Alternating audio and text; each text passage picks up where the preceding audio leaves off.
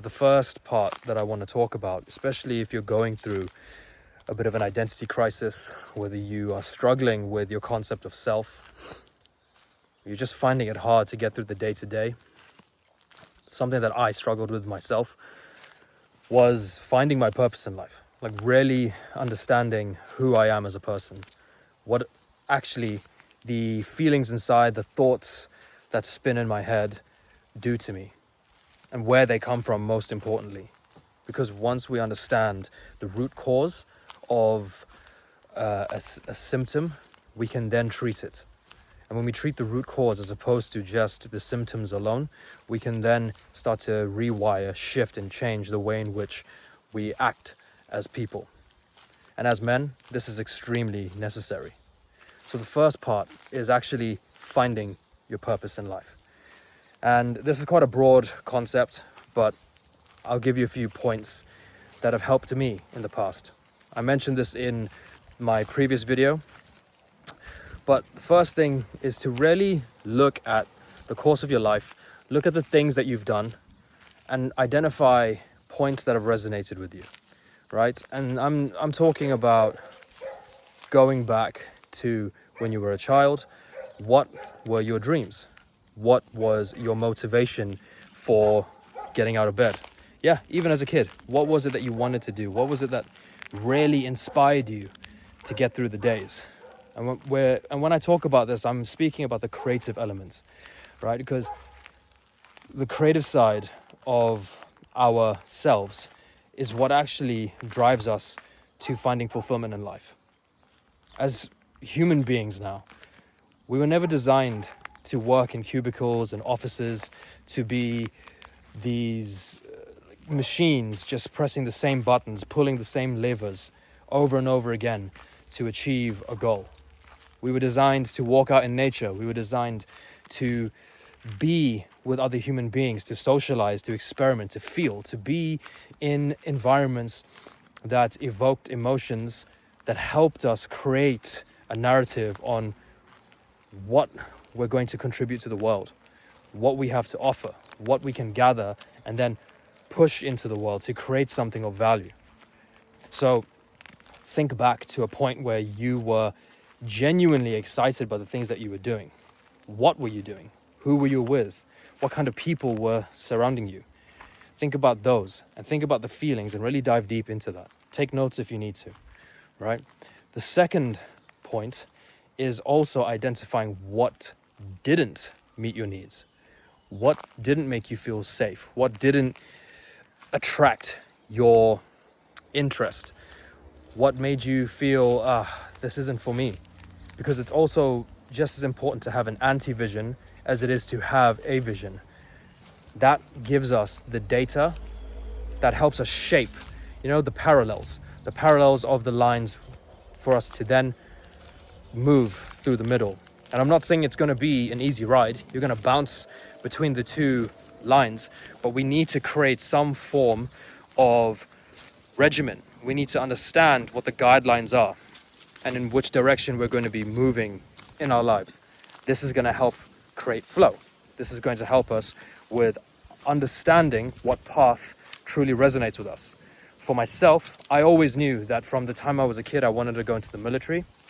I wanted to be a soldier, but I wanted to be someone who helped. I wanted to be in more of the support role. And as I grew older, as time went on, I naturally found myself aligning with the medical field. And I joined the Royal Army Medical Corps. Right? I was a combat medic, airborne support medic. And from there, I started to move around within the medical arm of the army. And I found that to be incredibly fulfilling, but also challenging work. And the next part of my process was to identify that once I left conventional medicine, once I stopped being on the front lines of the medical field, I then started to delve inward. I started to look at the subterranean levels of healing that needs to take place. I looked at the mental and the emotional and then spiritual side.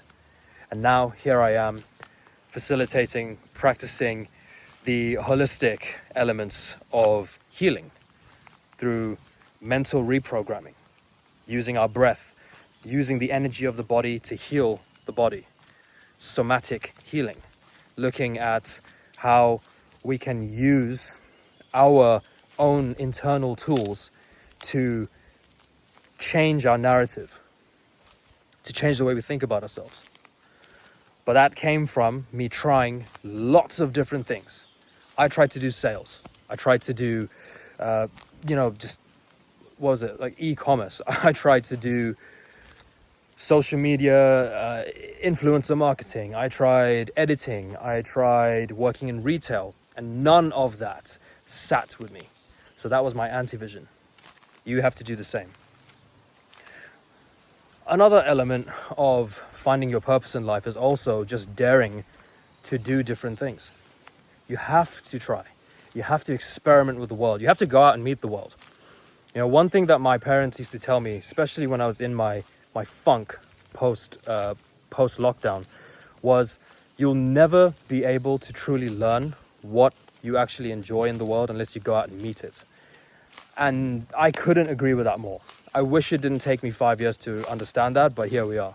So, in order for you to find your purpose and to get into the next phase of understanding what your purpose is, you have to be bold enough to travel. You have to be bold enough to take the steps outside of your comfort zone. And I know it's scary.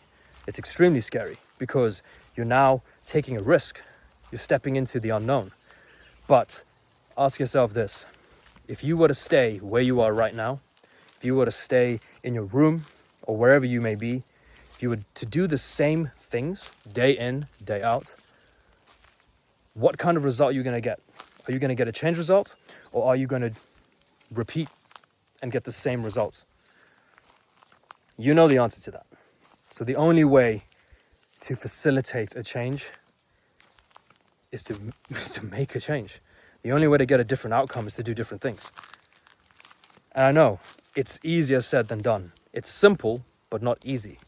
Because this is where we have mental mapping. This is where we have our self-concept.